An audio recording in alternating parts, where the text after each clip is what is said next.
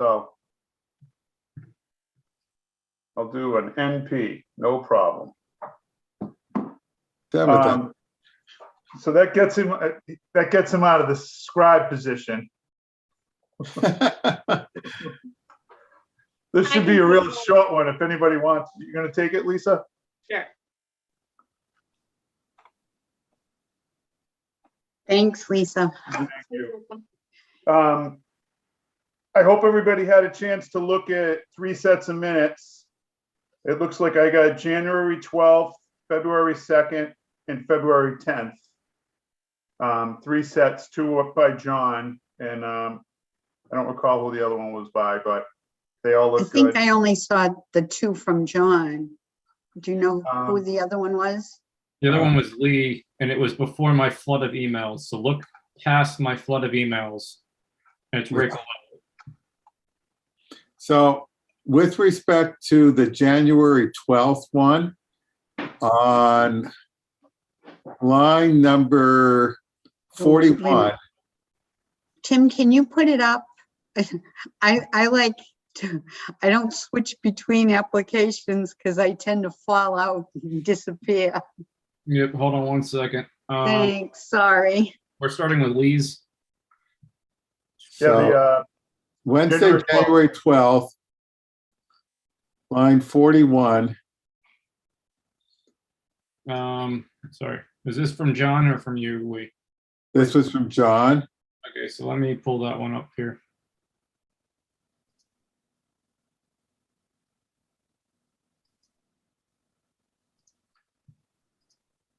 And on line 41, Almost there. So this is from the 12th. Okay.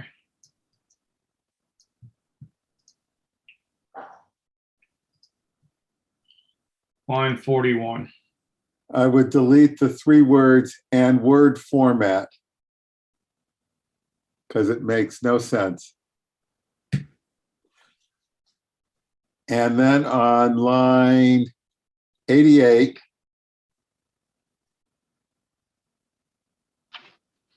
we need to fill in the blank for seconded by XXX. If you want, you can put my name in there. I don't care. I'm sure we all seconded it. Those are my corrections. I have a correction too for this document. Yep. So line 58.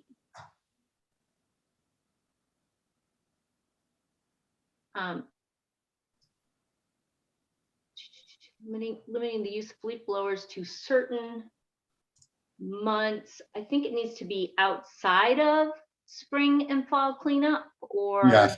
something like that, not for spring and fall cleanup. It should be outside of spring and fall cleanup. So outside, not out. Outside. Oh, There you go. Outside of spring and fall cleanup. Yep, he's got that. Perfect, thank you.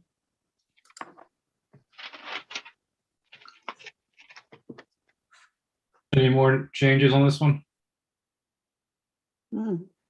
With those corrections, I would move approval. That sounds like a motion. I'll second it. All those in favor? Aye. Aye. Aye. I hear all the ayes. Unanimous. So that is, which one is that? That the, That was the 12th. 1/12/22. okay. So I'll send that in tomorrow Okay. morning or maybe tonight. The And I draft, think he included the attachments as well. Yes. What's the next one? Tim, can you send me that document that we did the corrections yeah, to my email?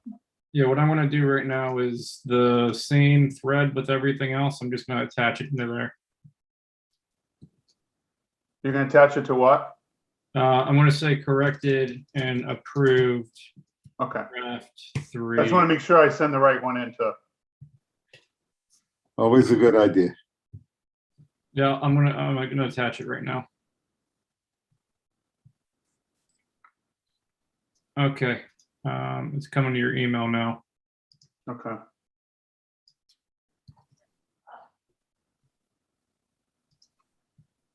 Okay, that one's sent back.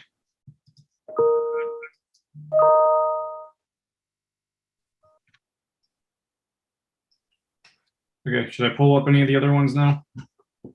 Sure thing. If you can, might as well, in case somebody has, You want to do 210 next? yes. Sure. Wait a minute, what's the one we just did? That was January 12th. Oh, Was January 12th. Okay, yep, okay. Okay. Sure, 210. This was last week's. Okay, this one's the one I haven't seen, so, It's pretty sparse, so that'll make it easy. okay. Can you scroll it down, Tim? Yeah. And I'll Uh, read real quick. Tell me when you're ready to advance and I'll just keep going down. Okay, keep going, please.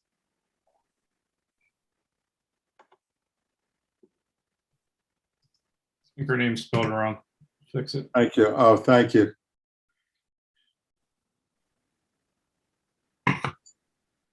My pleasure. Just doing my job. You guys complimented my my wiretap. Thank you, Lexa. Okay, can you keep going? Scrolling?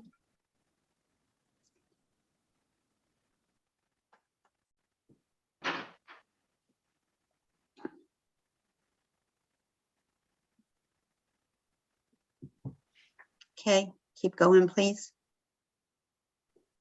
Okay, Notice how we're getting better at making these more concise. Yes, yes, we are.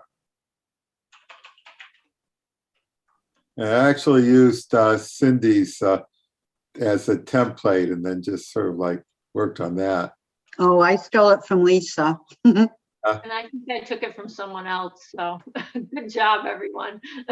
Exactly. I think we are getting so much better at just summarizing, though. Exactly. Like I said, the heart of this is that, the draft 4 document that Tim sent us after the last meeting will be attached to it, and that's what we ended up agreeing on. Yeah. And we never took a vote on it, so it's still a work in progress. So Right. it was This looks very- good to me. I agree. We had one change to it, so I'm gonna move that we approve the 210 minutes as modified.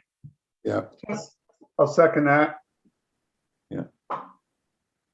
I'm in favor. Yay. Yay. Yay. Okay, we attach that one. And And I with think that there's another one, John one, right? The draft 4 minutes, I think, is the only real document that is incorporated by reference. I think there was one other that might be incorporated by reference there, but was just sort of like one of the ongoing documents. This was Lee's minutes here, so let me reply back to this one.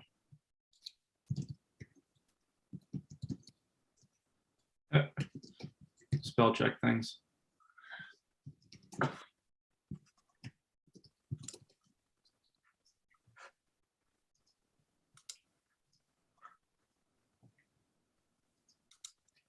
I just sent those in.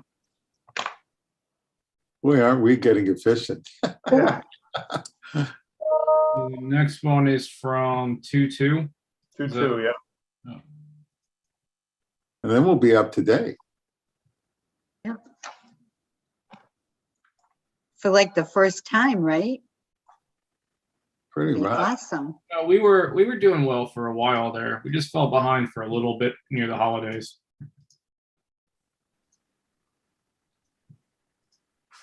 Okay, I got this one pulled up here. February 2nd. Yeah, yep. Okay.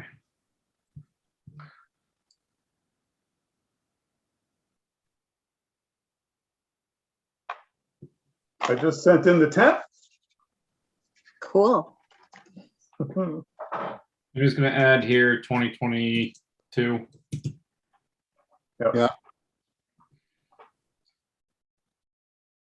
That, Tim, that did have the title on the top, right? Yeah, okay. South Borough Noise Bylaw. Yep. We're actually getting the hang of it. Line 23, Debbie wasn't actually asked to join the committee, but she was asked to join the Comment. maybe.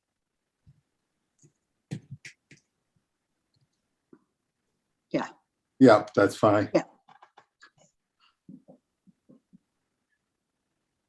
Chief Paulhouse was asked to join the meeting because he is an ad hoc member, so that was fine. Mhm.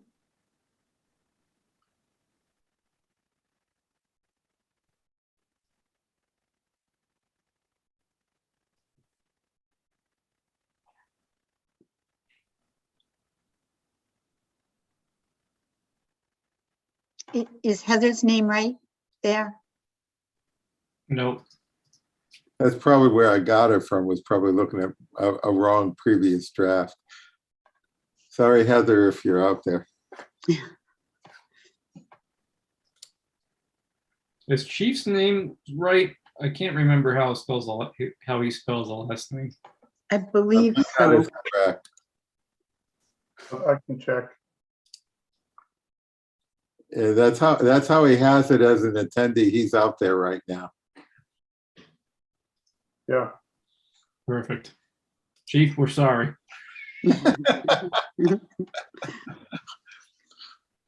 We're not sorry, we got it right.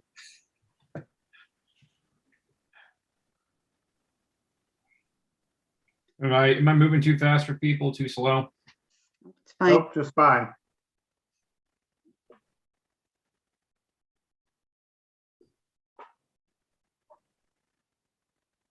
Line 51, I'd probably say as before as opposed to like before, but that's like minor. Period after before. Period after before is one of the weirdest like oxymoron statements. It took me a second to understand what you meant. Does it parse that one?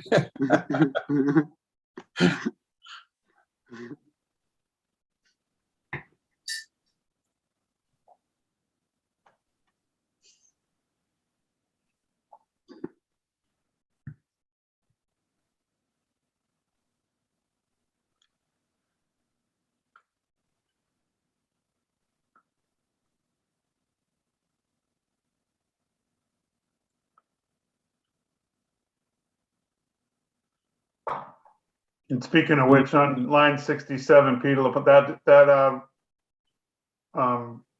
letter of resignation has been received and accepted by the selectmen, I guess. The last meeting.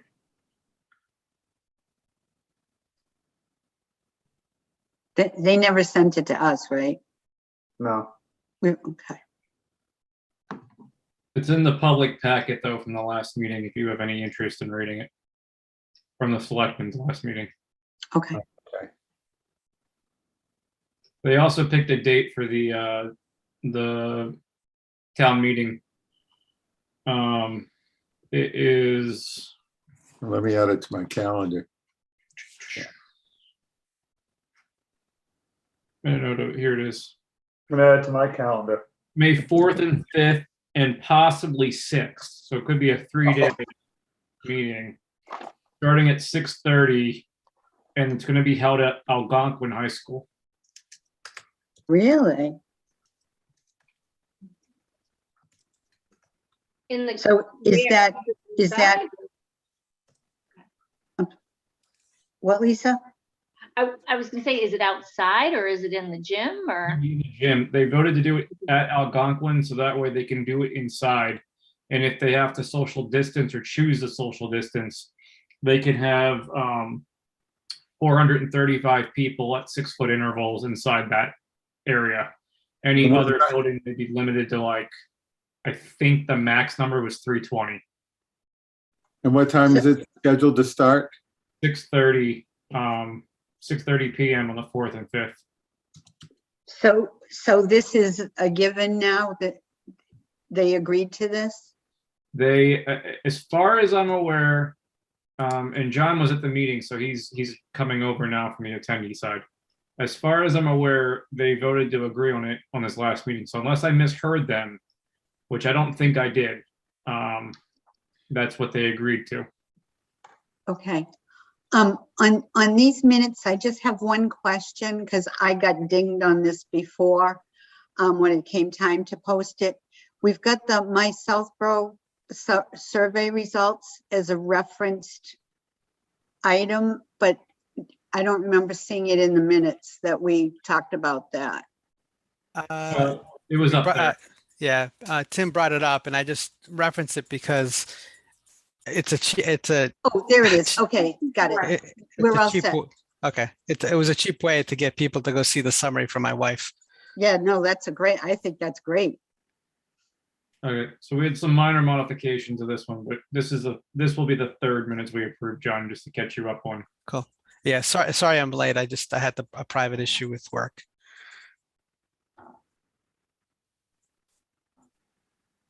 Cool. So, John, we approved 112 and 210 already. We're working on February 2nd. Okay. It looks like we're pretty much done. any further comments or updates from the committee? No, these all look good. Okay, Yeah, I'm happy with these. I move that we approve these minutes as modified. Second, All those in favor? I, Aye. nothing is Yep, not showing. we have a full house. John, when did you come on? 7:19 or something like that? Yeah, Yeah. a few minutes ago. It's fine. Got it. Just want to make sure it's accurate. All right, Tim, with those changes, like you could send those again and I'll send them out. So we're going to open it up to public comment in case we need some input on anything else. The legal review, I sent a document to Mr. Purple. It's my understanding he sent it to legal counsel and they were going to work on the document, especially focusing on the teal sections. As of 3:30 today, I haven't gotten an email since. Mark did respond to me and said that they're just working, it has been sent. He sent me the document right back and it doesn't look like anything's been done to it, so. I in other words, they anticipate, haven't answered our questions, so yeah. they're- So I would imagine it's something they're gonna have to just reference. It's not something they're gonna have, do at the top of their head when you're sitting right in front of them, so. So I don't have a whole lot on that update. That'll obviously work itself out before town meeting. So I have on the agenda to work on the draft. We pretty much kind of did that at the last meeting. What I'd like to do is talk about how we're going to, Wait. As far as working on the draft, yep, which is the outline now, right? correct, yeah. Well, Okay. it's just for sake of clarity, we're calling it draft in everything we're doing, so no longer. Oh, out. okay, We okay. gotta switch them out. So I have a change I'd like to propose. Okay. Do you want to bring it up, Tim? Yeah, so we're about to get into something a little bit interesting. Because we're waiting for legal counsel to get back to us on the version we sent them. So it could be an easy transition thing, or it could become complicated depending on what we add. So I I think, think this is gonna be very easy. okay, so I'm gonna call this one V5. Well, actually, what does it make sense if I introduce a B into this? Right now, legal counsel has our document as V4. If we call this one V4B, then we can incorporate legal counsel's changes as well as any changes we want to make tonight into a V5. So that way it's numerically the next one. I mean, I think Yeah. any changes that legal is, they're not going to make it. They're going to make suggestions and we're going to have to make it. So Okay, I would so- think no matter what, I would just go with V5 and, okay, if V10, we want to change it, then we'll do it at that point. But Okay, that sounds good. I just want to make sure we're all on the same page of what we're calling these things, and we can keep track of Yeah, when changes pop up. So this is just renumbered from 4 to 5. Okay, Okay, so line 65 and 67. I want to take away 8P and just let's do away with 8X, the number, do away with the paragraph 8P, and just have it as this is what we're proposing, the one gas powered leaf blower. I just think that I talked to my bosses, you know, I think that we should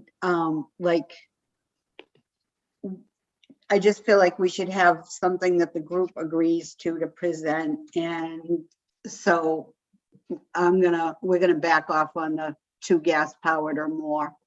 all right, I'm fine with that. yeah, I'm fine with that too.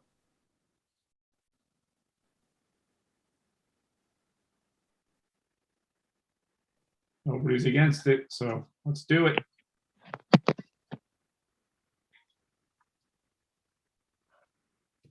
Well, it's still for, We still gotta use the public forum though. it's still for public forum, that part. Right. is- You right. want to keep that part because this Yeah. one is for public forum, so that's an extra call out. Do we want an extra call out? Well, No. actually, let's have Cindy finish comment. Cindy, were you okay with leaving that, or did you want it for public specifically for public comment about the No, restriction? take it out. Just, Take it out. that's the way we should present it at the public forum, Okay, so that it's something from the group that we've agreed on and not be fighting amongst ourselves for the public forum. okay. Now, is everybody comfortable with that latest idea then? Yes, Yes. So Lisa? should we highlight it just to see if they have comments or no? No, because we- I don't think we should highlight it anything more than other things. Okay, I think we're gonna talk about the presentation, Actually, the next thing. And we can talk about how we want to actually do the presentation. Okay. Or, you know, the only can bring thing that is up. we need to either change this to say per residential property, or we need an exemption for the cemeteries and fields, because not only the landscapers will have problems with the fields, but also Fay and St. Mark's will too.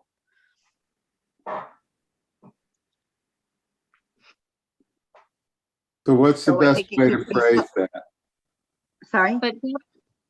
but that can be, you still have residents around some of Mm. those areas. Right, But but you still gotta can't do the clean up work. a whole field, the size of St. Mark's with, with one leaf blower. Right, but maybe we need to come up with, I mean, understand that, but we don't want them to come with 5 either, when they could honestly get it done with 2. Well, I can assure you that they're not gonna use more equipment than they have to, because it takes people to operate the equipment. So you're Right. not gonna bring crew out when Just you to blow know, just to blow it away, yeah. yeah. But things, things like fields or cemeteries definitely need to be treated differently. I mean, they will always have more leaf blowers than one on those, just because otherwise you'd never get the work done. I wonder if you could say, like for municipally owned property, like I know like the golf course. No, because that doesn't include the things like St. Mark's and Faye's fields. Yeah. Tim, I see you have your hand up. Yeah. I'm not comfortable putting exclusion for schools or cemeteries on this. We've been back and forth on this one in particular. Like, the whole point of us including this is to try to show that we're putting a slight heavy hand to the survey results that we got, and we were trying to take it seriously. If we're going to do this, I'd prefer just to make it a full conversation at the public forum Mhm. and get some more neighbor input. If we're gonna start putting clauses and all that, like I'd rather just hear from our neighbors. If we're gonna All have, right, then let's just leave it the way it was. Well, let's just put we had that highlight for For public comment. the public, yeah, just leave it for that one. And we can talk about it at the public comment. We planned on No, doing that no, anyway. no, no, no, But we no, did no. get rid of the other one, the 2. No, because if it goes to 1, we've got to do something about the fields and the cemetery. So let's put it back the way it was then Okay. and just Cindy, forget about version 5. Cindy, I have a question. Yeah, I'm assuming they know how many acres those schools have.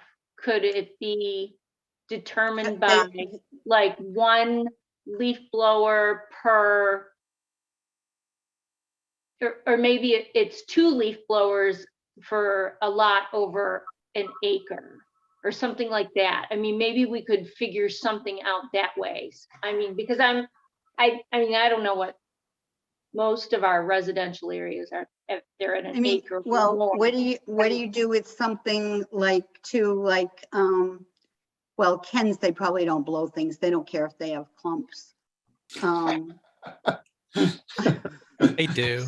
Sorry, but clumps is huge on the fields, apparently. Yeah, let me add. So Cynthia's bringing up an issue. So when it's raining and wet and so forth, I'm just remembering living near St. Mark's. This is during the summer and so forth when it's wet. I would see multiple people with blowers trying to keep the grass relatively clean, I guess, as they're cutting the grass. And they were using more than 2 leaf blowers. I'm just trying to, this is years ago, so.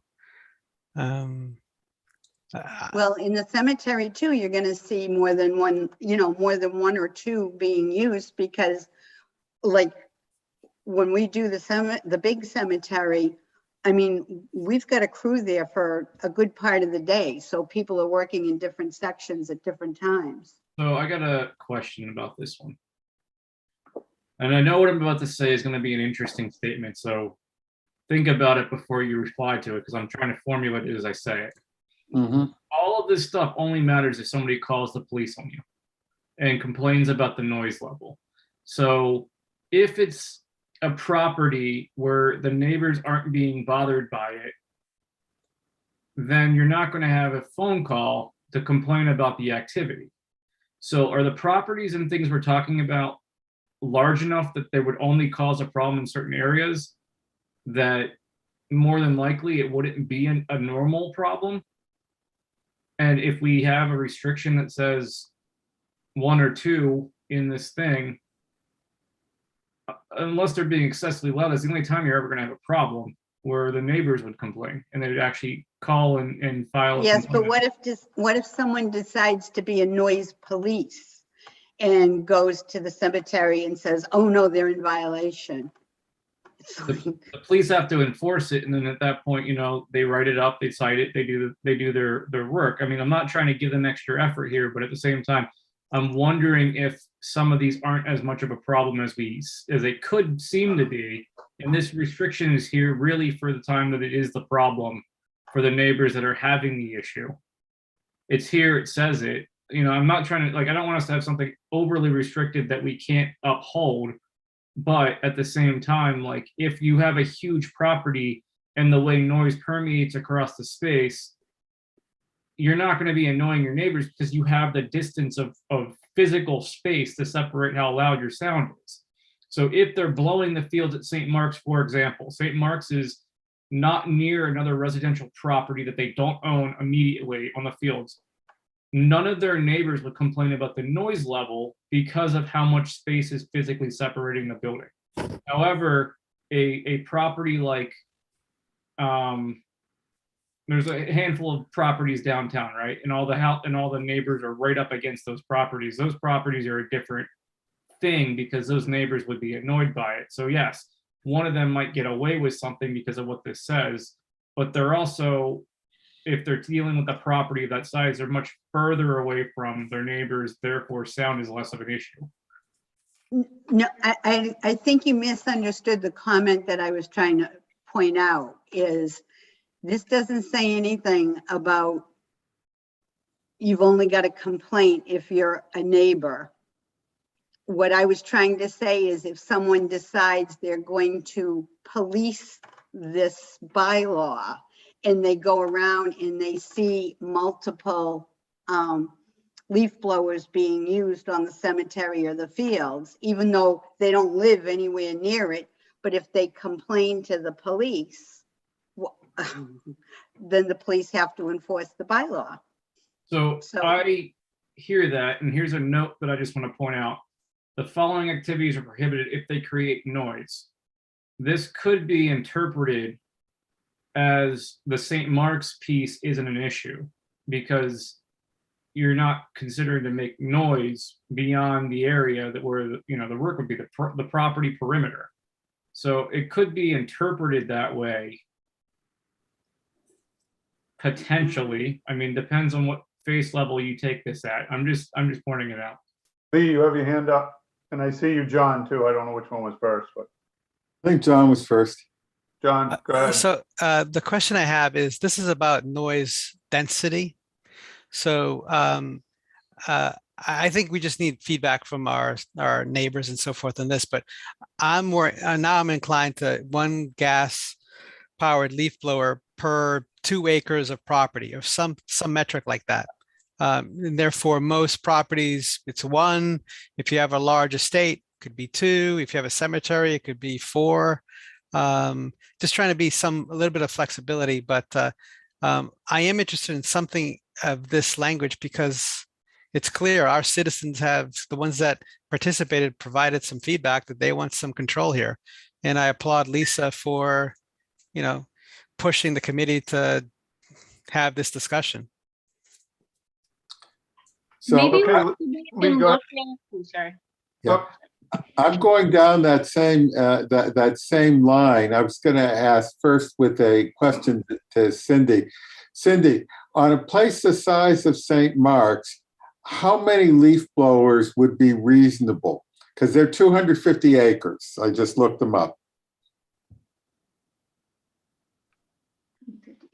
I guess I'd have to look into that. I can look into that. Have you any sort of a guesstimate that you would have, just so that we can, for our discussion? Lee, can you look up the acreage for St. Anne's? St. If you have Anne? that, yeah, because I remember about 4 leaf blowers. Because I used to walk the dog around, and I was jealous of all the leaf blowers they had versus my little one. No, but this is not really during like leaf blowing season. This is off season, right? When the grass is wet, they are out there with the leaf blowers to declump so the grass doesn't die underneath it. Oh, That's not coming up, quickly in Google. Okay. It was a thing that, St. Mark's was proud that they had a 250-acre campus, so it came up like that. So I'll make a quick comment that my property, if you look at, the property records, I'm on 3.5 acres. However, the buildable part of it, the cultivated part, is slightly less than 1 acre, and the rest of it is swamp. So, if you were to say I could have 1 leaf blower for each, like 1.5 acres or something, I could have 2 on mine, even though most of it's swamp. I was thinking that if say like St. Mark's, say, needed to have like, say, I don't know, 5 leaf blowers at a time in order to be able to clean their property, now you've got a ratio of like 1 to 50 acres. You could even scale that down and say that, they've got schools and other things on part of it and parking lots, and say that, that you needed maybe like 1 to 20 acres or so. That would still take out most properties in town but still give those larger properties the opportunity to be able to use more. But, I kind of like the idea of, using the size of the property to scale the number of leaf blowers, since at least at some level that may represent the amount of, if you could look at the amount of cultivated land, that people actually had grass, that would be ideal, but we're not going to come up with that. So can I piggyback on that?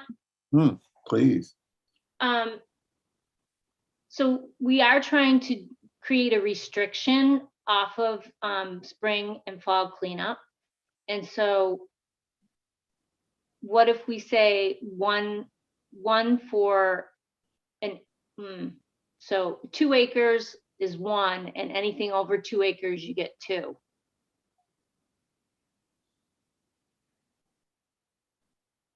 Cindy, comment? I don't know. I don't know. Okay. Fair It answer. sounds like you might have to have Lisa, just- a third tier for Huh? the real big one. I think so. I think Lisa, need can you a third- just say again what you were going to propose? One So- gas powered for how much?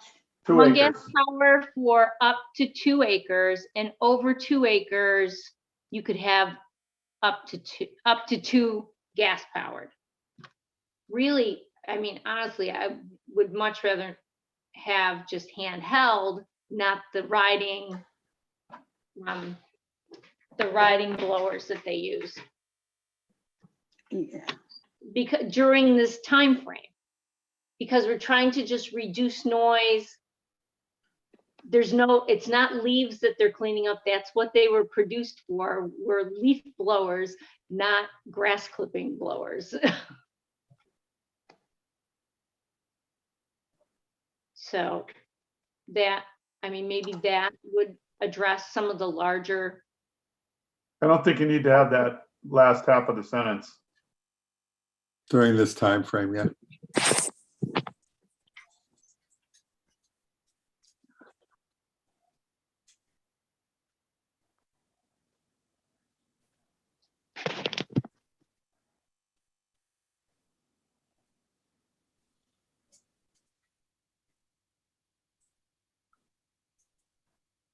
Okay, I don't know. I'll have to check it out. I'll have to talk to the guys and see what they think. And we'll leave this for public forum, and that'll be part of our meeting next week. Right. Yeah, we Okay. could do a little bit more homework. We could do it all in one sentence. 1 for 2 acres, 2 for over that, and then, 4 for 20 acres or whatever we come up Right, with. yeah. So Cindy, if you come back with, like suggestions for places like the cemetery in St. Mark, what their restriction might need to be. But I think using a scale to me like this, for size makes a large amount of sense. No, I think that the direction we're headed is good. I just don't know if the numbers are right. Gotcha. But yeah, And then we Like- can like you say, the delete public line comment might 68 help us. and 69. I'm sorry, what, Lee? Delete line 68 and 69. That's what I was about to ask, if I could get rid of that. Yep, there we go. Is this grammatically written correct? Somebody have a more concise, clear way of writing this?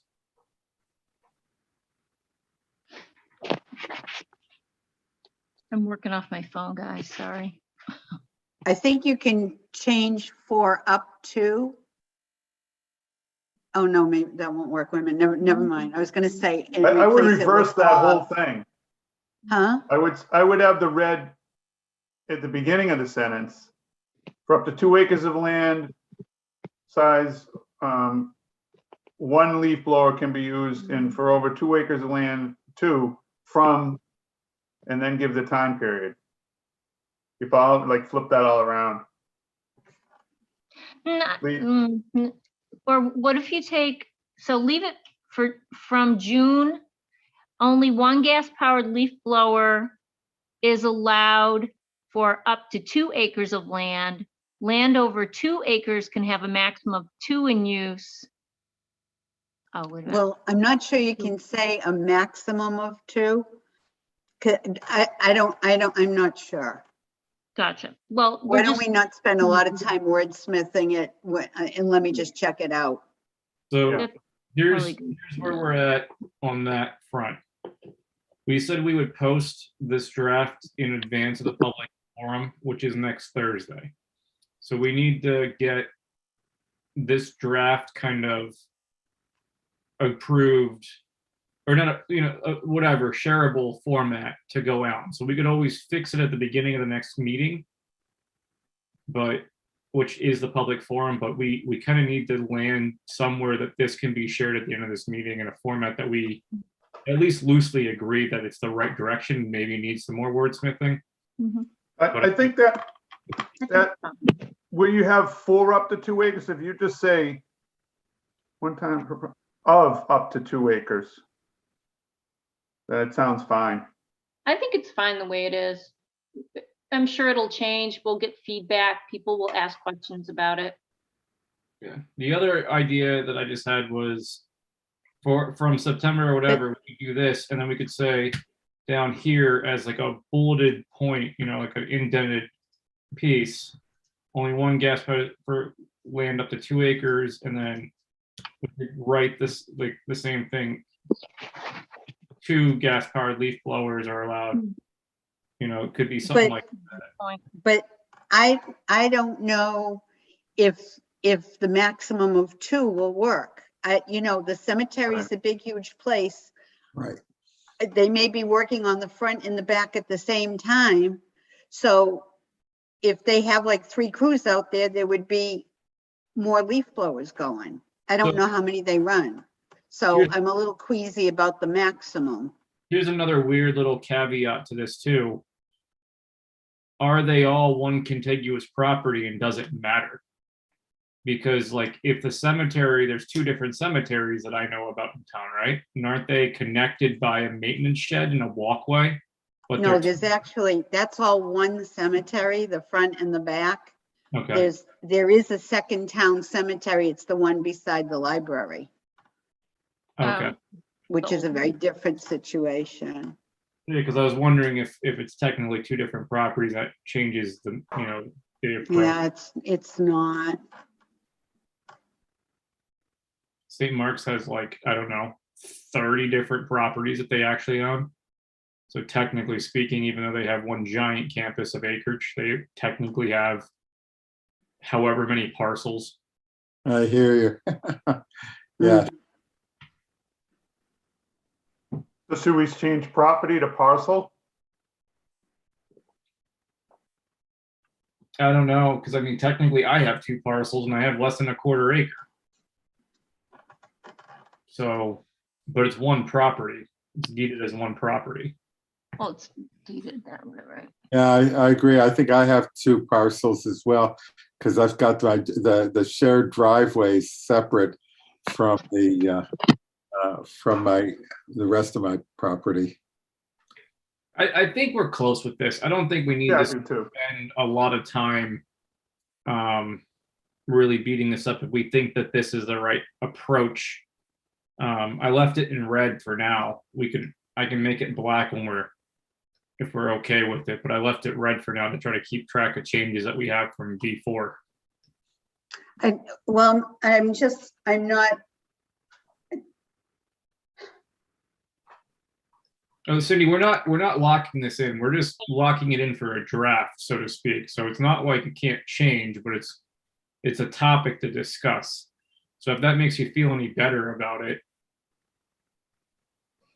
Yeah, and Cynthia, if you come back next week and saying that, for really large properties, there's 3 groups with typically 4 to whatever leaf blowers, we have, we'll listen and obviously address this. Yeah, we could do like a one more thing. We could say for land sizes, if you come back and say something else, land sizes of 2 acres to 10 acres is 2. And then you would say 10 plus acres is like your large properties, or 9 plus acres. Okay. There's a lot of space between where you'd be working and the adjoining property that sound would fall off. Okay. So let me ask you a question. So what if we had allowed to be used in one time per property up to 2 acres of land, for up to 2 acres of land with a maximum of 6 leaf blowers, period. So meaning that if you have St. Mark's with 100 acres, you can only use 6 leaf blowers. If you have 12, that's 6 leaf blowers. If you have 4, that's 2 leaf blowers. I mean, we can create some math that could work for us. Mhm. Yeah, and a property is, they're not going to do the entire property. As Cindy, implied, they're not going to bring like 20 people to do the entire property at one time. They're going to move around. That one large crew will move around the property. So you're not going to have 20 leaf blowers during non-leaf season anyway. John, I like your idea, but I think that the point of this is to have some level of restriction. So your point makes a lot of sense for the other times of year. I think it makes less sense for the restricted times of year, because the other times of year it's wide open. Right now, this is just like for the field time of year and the cemetery time of year, like those two are the 2 points. So it's like, is that the right approach for that time of year? Even though I like the logical nature of that thought process. I gotta be honest. I mean, I joined the committee being pretty agnostic, but Lisa has sort of convinced me that we need to, push the envelope a little bit for our citizens. So, but again, let's just get feedback on this. I think this is good enough. And and Cynthia, if she get back to us on the impact on our sort of local businesses and making sure we don't impact them too negatively. Okay. Sorry, I didn't mean to take so much time with this. I thought it'd be like a 5-minute thing. Is everybody, happy with this document being presented in the forum as it is? Yep. Pretty good. Okay. The document, So this piece, because the one thing that we haven't spent any time with, or a lot of time with, and I don't know if we need to between now and next week, the definitions are kind of severely lacking. So my biggest concern, like we filled in some of them, but we didn't go super far. And the next step I was going to take is the chief's 2017 document and just see what we are missing that we need to copy over. That was what my next point was going to be, just to put them in there.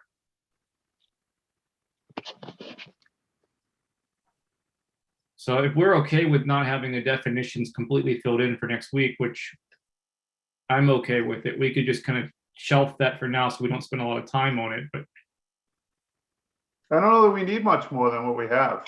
I kind of looked through it, trying to figure out what other definitions we'd add. And I don't know. I think all the big ones have been addressed.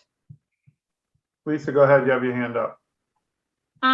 I just want to make sure you guys are done with the definition piece, and then I have something I want to ask the group.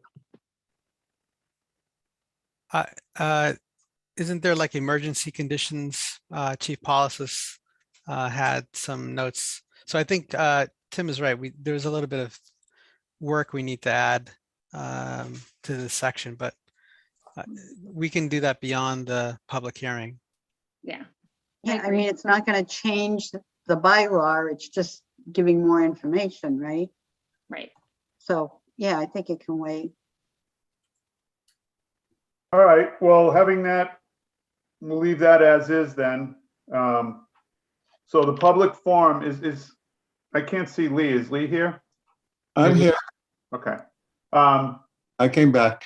I know last time we talked about this, Lee said, this is what we should do. And he had a wonderful paragraph, and then I called him out on it at the next meeting that like that wonderful paragraph is what I think we should do. So I wanted to kind of do a similar type thing, talk about, how basically the introduction. And but Lisa, you still have your hand up. Yeah, thanks. Sorry. So after I looked at the bylaw, I think we may have left out a pretty big piece to help protect our residents. I think we should consider putting in construction noise. And the reason I say this is what we have for contractor noise and homeowner noise is projects that are happening at an existing home. Chances are it's not going to be weeks, months, years of construction happening next to your neighbors. It could be a small project. So I think we need to reevaluate this, because when you have a development come into your neighborhood, or you have a few houses that they're building, I don't think that's long-term noise. That's 8 to 10 hours a day. It's for weeks, months, potentially years at a time. And I don't think what we have addresses builders. And so I went out and I looked at Ashland. I looked at a couple of different towns, I think Concord, Hopkinton, and I found something very simple. I just sent it off to, yeah, thanks, Tim. And it's very simple. It actually goes back to what the planning board uses right now, those guidelines for construction activities. It also talks about, it doesn't apply to, what's carried out by the town or its contractors, to work carried out by individual homeowners on their own property. And it doesn't apply for emergencies that might be determined by the police or fire department personnel. And then there's a definition of construction and what it means. And I would recommend that we put this in potentially like near the industrial noise. So there's an industrial noise section. Maybe it's a construction noise section, then an industrial noise section. Because landscapers, they come in for an hour and a half once a week, and they're gone. This is stuff that happens, like I said, 8 to 10 hours a day, and it could be weeks, months, or years at a time. And we can't miss the boat on this one. So I hope that you see Lisa, my reasoning for this. if I understand you and remember from, a previous discussion, this is what the town currently requires, but only on some construction projects, because there's others that can have sort of like a loophole that they get around it, because they're like only like a one-off the way they sort of like build them. Yeah, it's the A&R lots. So I think the way that this is written, it would address that. It's not just permitted work. It's, So it would seem to me that there should not be, like an exception because somebody's building only one house instead of a whole subdivision, that they managed to sort of get around it. So I'm sort of speaking I am speaking in favor of the concept that you are putting forth here. This to me looks reasonable.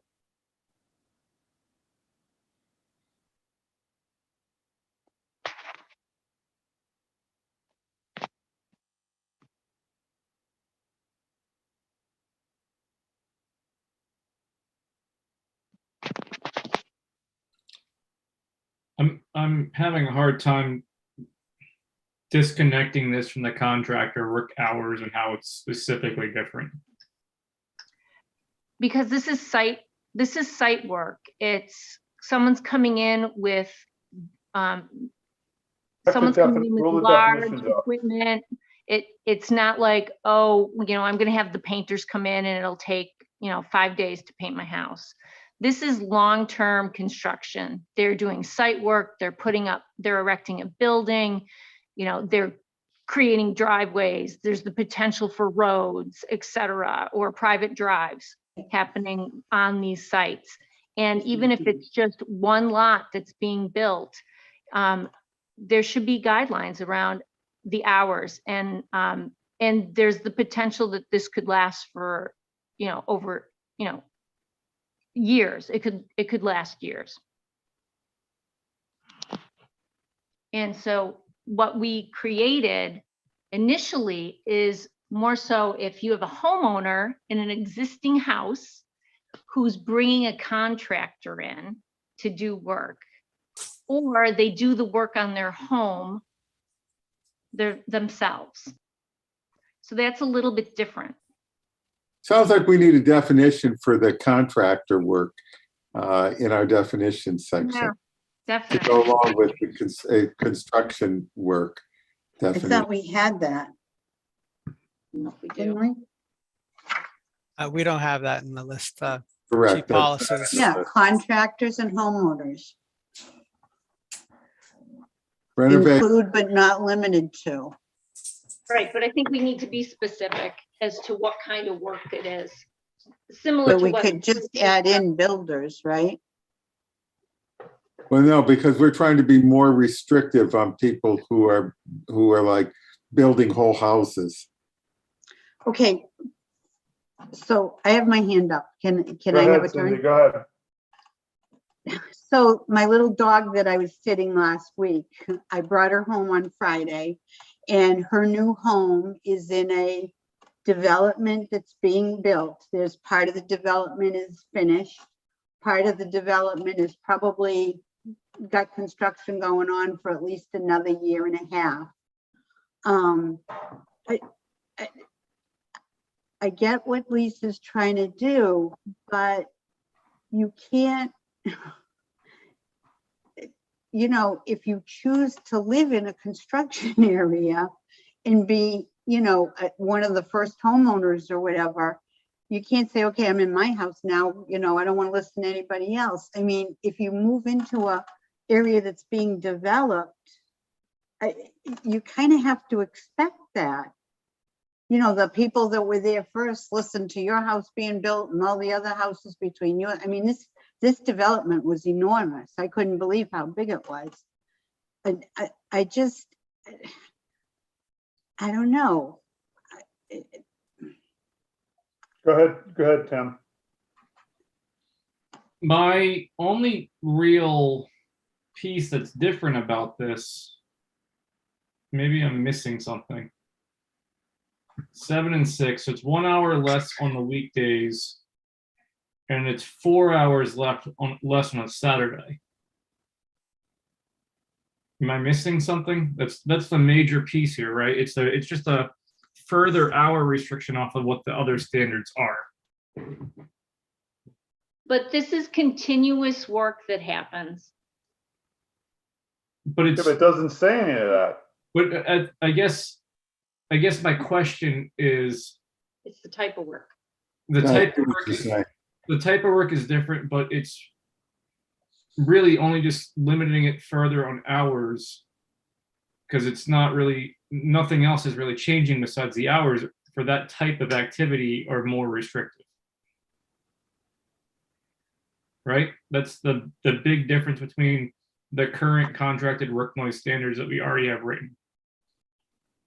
But these are specifically for construction through the building department and what the planning board provides for contract for builders. So the How much- building department can't speculate hours when they give out a building permit? They can. But yes, they do, but it doesn't take into consideration the A&R lots where there is still site Well, they activity. still need a building permit. I'm not talking about the planning board or zoning. I'm talking about a building permit. You need a building permit to any structure over what, 125 square feet? Anything more like a tool shed, you need a building permit. So we could put that requires building permit and No, I was just wondering, like, can the building permit, if you go to the building department, get a building permit, can they say, here's the hours and you have to finish in 90 days, or you have to finish in 6 months or like that. That's where this should be addressed in the, So this is the noise bylaw, and this is the place to put it. So, I think the building department, the planning board, et cetera, needs to reinforce this bylaw in their process. But I'm just grabbing my survey, and of course it's big to go through. How much of a problem was this identified in the survey from folks? I mean, I just don't remember construction areas being a huge problem. Because construction happens in small areas, it's not as prevalent, but it's long-term as opposed to the contract work or the landscaping work that gets done, which is very loud. I've had 3 years of construction in an existing neighborhood. I've been here for 22 years, and they've spent 3 years putting up houses, starting work at 5:30 in the morning, going until after 7 o'clock at night, some nights, because there's no noise bylaw in place. And we still have 2 empty lots that need to be built. I'm sure that there were other people that answered the survey, and we know that it was talked about in the last open forum too. So, I mean, I think it's something we should put out there and see. I thought we addressed that exact problem in the, what we presented there, with the construction already, the No, because contractor noise. but that is specifically for homeowners that have an established residence. It is not someone that's a builder that's going in and doing site work. But it does apply to them though. I mean, they're not exempt. I mean, if we say 7 o'clock, it's not 5:30, it says 7 o'clock. But this is a little bit different because those hours are longer, and this is continuous noise, and it's for a longer period of time. So Johnny, Tim, you had your hand up first. Yeah, John, I'll go after you. I mean, I understand what Lisa's saying. It's about the duration of the noise, just like the animal barking. But from the bylaws, we've taken care of the work, allowed work period. I think, Lisa, what you're asking for, is there another definition of intensity of noise or duration of intensity of noise that could be brought in? And I'm just looking at Ashland's bylaw, and I looked at other ones, and all they're really talking about is the hours, which is what we've done. And I understand if you have heavy moving equipment trying to work for 8 hours, clearing the lot, or that's going to be pretty noisy, but I haven't seen bylaws to restrict that except for hours, which is what we've done. Actually, there's a lot of bylaws that use decibel levels on this, but since we don't have decibel levels, I was looking at hours. And based on what they have in place through planning and those shorter hours on Saturday, because if you have to listen to it from 7 a.m. to 7 p.m. Monday through Friday, based on our contract work hours, and then have to listen to it again on Saturday from 8 a.m. to 6 p.m., that's a long time. It's not like contractors are coming in once, your landscapers are coming in for one day to do lawn mowing. You pick the day, but you don't have to listen to it every single day, 5 days a week, and a 6th day on Saturday.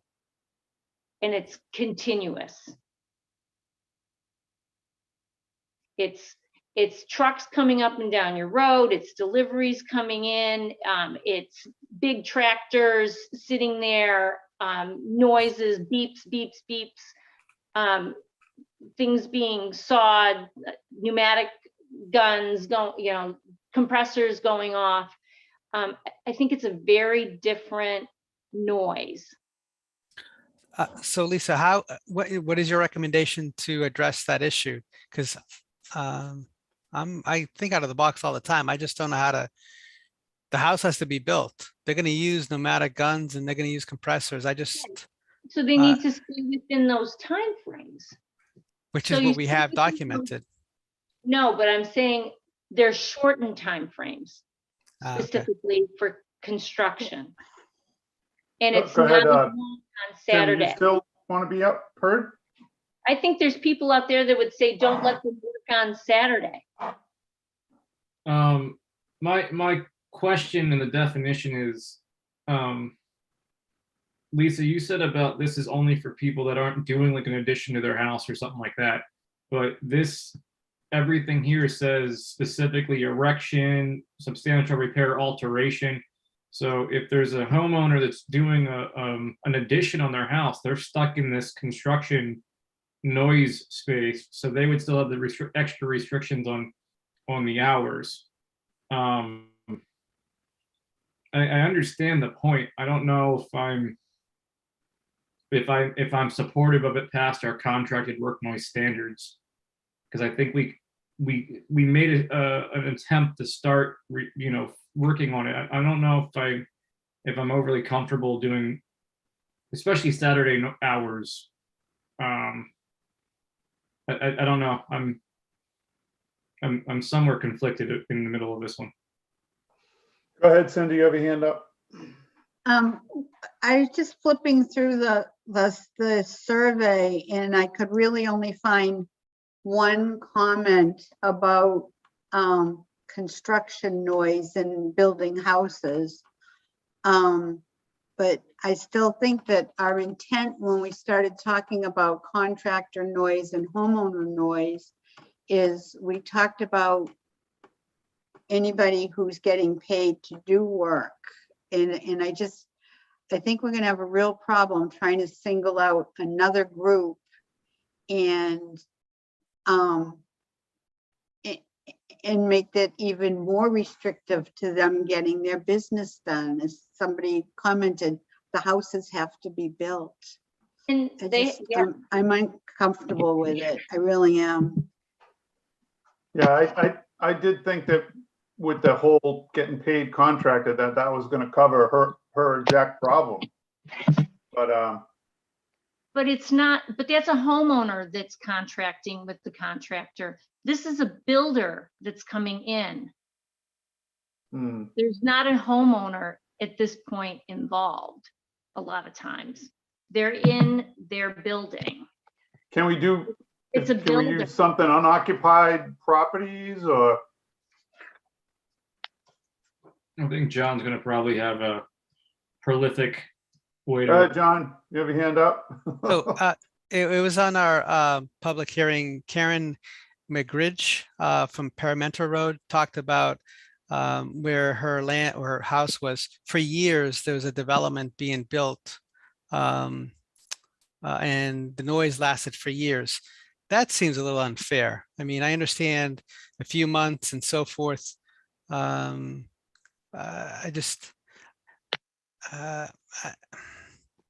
don't have an answer for this one, except we tried to restrict the noise to the work hours per the time we all agreed.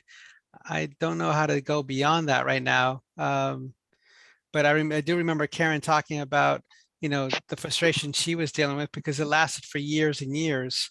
And I was Googling Ashland's because I thought Ashland had, for large developments, I thought there was a time constraint. They had to get it over with for a certain period of time, but I can't find it.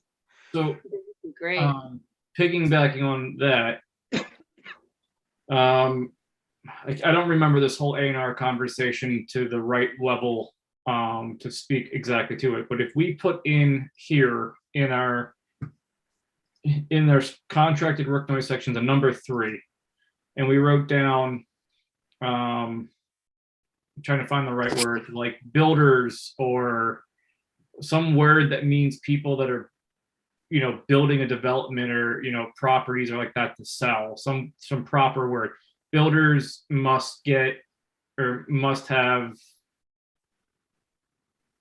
noise approval or whatever. Like we close that loophole essentially by the bylaw, saying that they have to, as part of their planning documents, they have to have approved hours. Like, is there a way that we can add a number 3, not another whole section, but add a number 3 that covers this specific item, that is builders of vacant lots? Maybe that's But what specifically does the term A and R stand for? Approval not required. So if we put in that as a number 3, approval not required, and you have to spell it out, lots are subject to the same noise standards as are whatever the appropriate name is for the rest of the, I think that would that would send the direction to whoever gives the permit that those are the restrictions that they are required to impose on them. Yeah, but that we've already, those areas are already covered. We want to restrict it more. We want to say that. Right, no well, work this on restricts Saturdays it at more all. because the other lots are restricted to those, 2 p.m. on Saturday and 6 p.m. on weekdays, correct? Yep. Yeah, it's the planning board or what is it, permit hours? There's a word for what it was in that thing, but it's the planning board's permit timing or something like that, or construction timing, like there's Standards for construction. yeah, And it would be the same noise restrictions. So here's my thought. If you're a builder, you're not contracting with anyone, right? You're just going in and doing the work. So if you're a homeowner, you're contracting with someone to come in and do whatever work needs to be done on your house. I don't know. I think builders do contract, they have like an excavation contractor, they have a framing contractor, they do work with contractors, I think. Well, But- I think more to what Lisa's point was, yeah, it is possible I could buy the lot and hire a contractor to build the house for me. And that would get around, but if that didn't get around, if that was still an A&R lot, then they could be subjected to those same noise restrictions.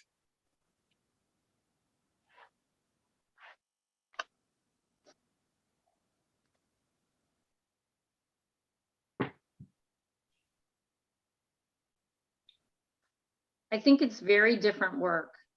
I think those So- two at the top are really for homeowners, are for Right. residents, established residents. I think there's another piece to it that is just specifically building, construction, new construction, I would think that they shouldn't have to be able to work on Saturdays at all or Sundays at all. I think there's people out there that would agree with that. But I don't know how we can define, I'm just having trouble how we define it without stepping on the toes of the homeowner that hires a contractor. I don't know how to define the difference.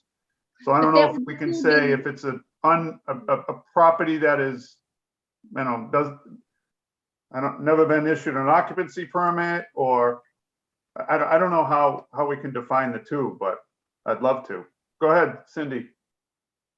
I just want to remind us that when we started this whole thing, we talked a lot about it has to be something that has a chance of making it through the selectmen advisory in town meeting.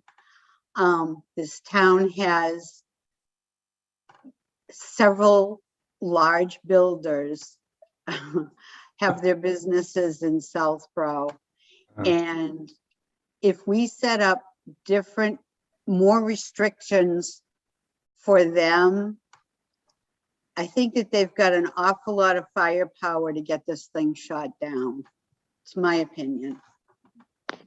The first time around with the noise bylaw, I think that that's a real risky place to go to try to get this thing passed. Go ahead, Lisa. But why should an A&R lot be different than, like a subdivision lot? I don't Right. think it should be. I mean, it doesn't make sense that there should be, a loophole. And the big builders have accepted it for a subdivision. I can understand that they'd want to be able to use their people to work when they can't work on the subdivision.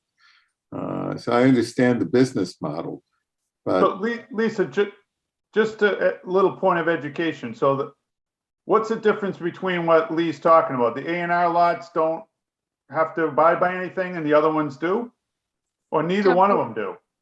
So I think there's permits, but there's no site plan that needs to be approved. And it's the planning board that defines construction hours. Okay. It's not really the building department, although the building department, I think, is the enforcer on that. And I'm not sure, and we know that that hasn't worked out very well, even for subdivisions in town. That was mentioned over on Oregon Road, something happened over there. But that's why I'm suggesting the hours that the planning board has put forth for the noise bylaw, to have it in the noise bylaw, because we know it's something that the builders are very much aware of, but now it would be in writing. We'd be able to enforce it. give it some teeth And- potentially. I'm Right. sorry, say that again, Lee? It'd give it some teeth potentially. Right. Yep, so it's in writing, so, if someone calls on it, it should be evaluated and it can be enforced. So that's why I was following the guidelines of what's existing, and in all honesty, it's the residents that are gonna come to town meeting to vote on this. It may be one builder in town, but I would have to think that they would support this because they know this is existing for subdivisions. And they want to So be good Lisa- neighbors. Does that number 3, the way it's written, does that meet the goal? I don't think so. I think it needs to be a separate section altogether, because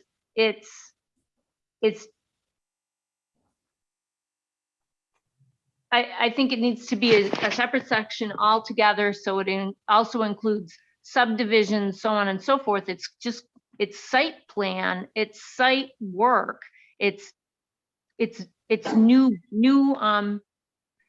construction. It's new construction.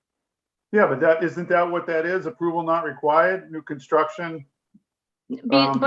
But it's for other things, but it's for other, it's for subdivisions too. It's not just for A&R lots. Yeah, but you have A&R lots and non-A&R lots, right?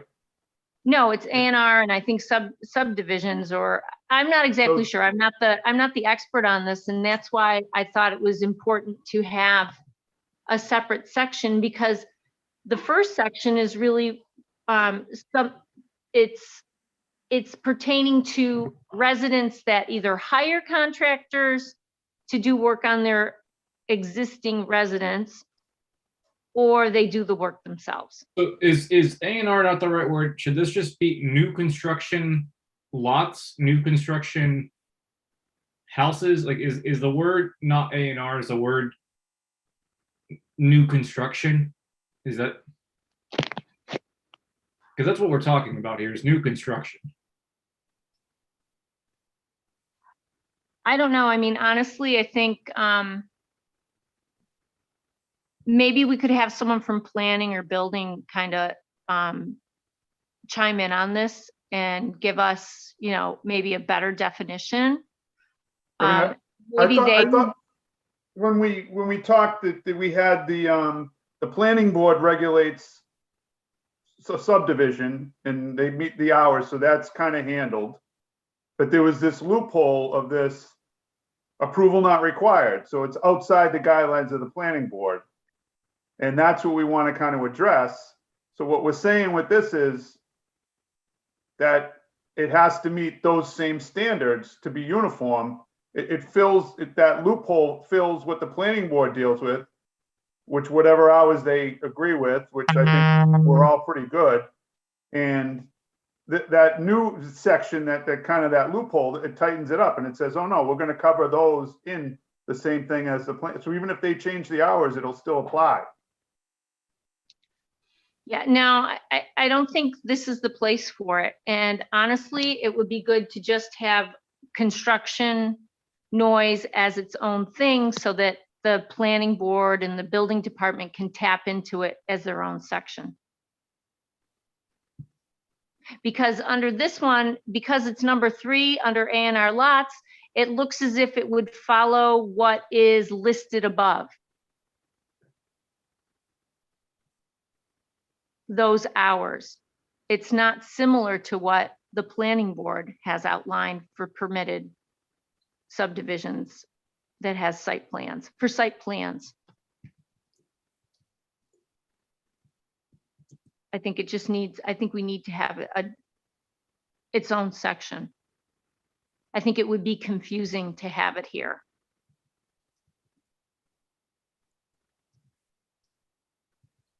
And I think what I've provided is a pretty straightforward, very simple, and it talks to any homeowner issues that you know, if it's homeowners doing their own work, then it's not part of it.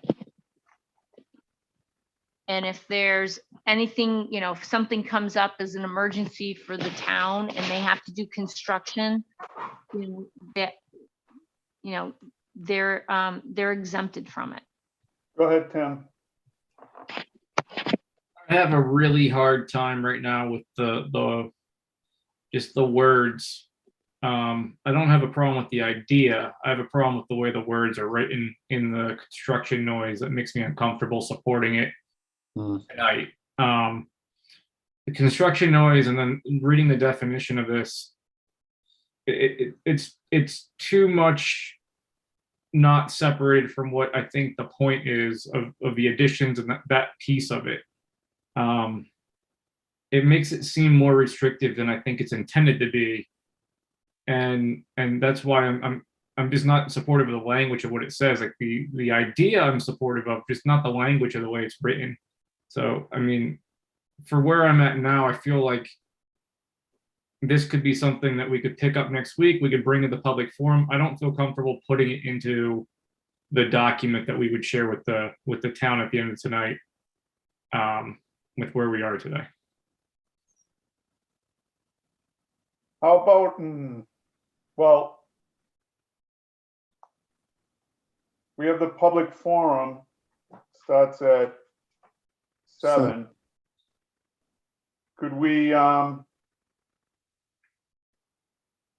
maybe talk about this before? And I'm just thinking out loud here, talk about this before next week and, you know, at 6:30. I don't know, just throwing that out there. And, you know, formulate some sort of I mean, I think we all kind of agree that, at least I think we kind of all agree that there needs to be something for this loophole, but we're a little uneasy on the language of how to do it. And we got to, you know, obviously we've got to come up with that. So if we all, as homework, kind of come up with their own idea, or if you want to break up into pairs or whatever you want to do. I think we need to ask Mimi Luttrell from the planning board, what is the best way to close this loophole, and then include that language in whatever this is. So I feel like, you know, we could all have an opinion about it, but we need to get somebody from planning board, and I know Mimi was the one that gave us, you know, input before, so it seems reasonable to ask her again. But I feel like our best approach is to bring this to the next meeting after getting some feedback from Mimi to and try to incorporate it maybe live. I don't know how that's going to go. That could be terrible, but well, we are having a meeting afterwards. So, I mean, we could discuss afterwards after the And we can make it part of the forum too. Does anybody know anybody from the planning board? I can talk to Mimi. I talked to her earlier when I found out about the A&R lots. You what? Excuse me, I stepped on you.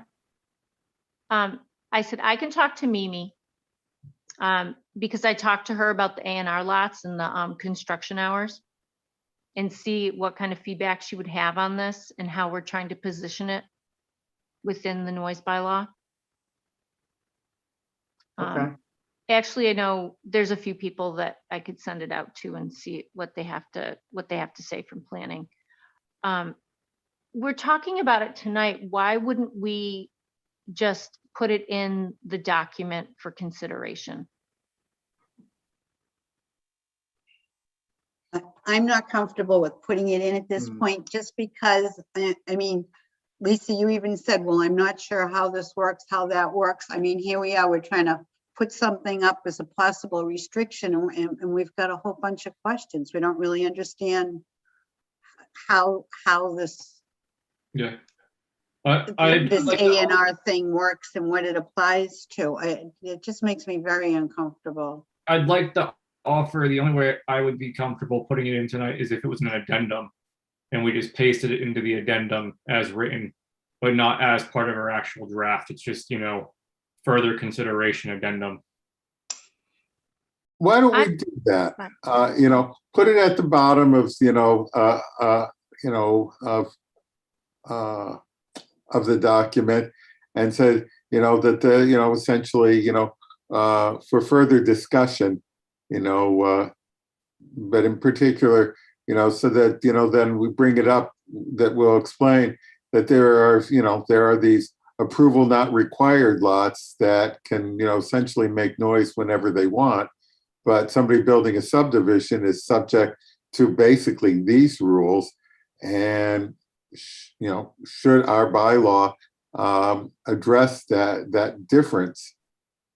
Well, they can't make noise whenever they want. They still have to abide by the contractor hours. We just want to take it a step further. Right, once we pass this, right. So essentially it would stop it at 6 o'clock and at 2 o'clock on Saturday, which, if you're having people over Saturday afternoon, make a I difference. think if they have all week to work, they should have the weekend off. I mean, if you live next to a neighborhood like that's under construction, you should get the weekend.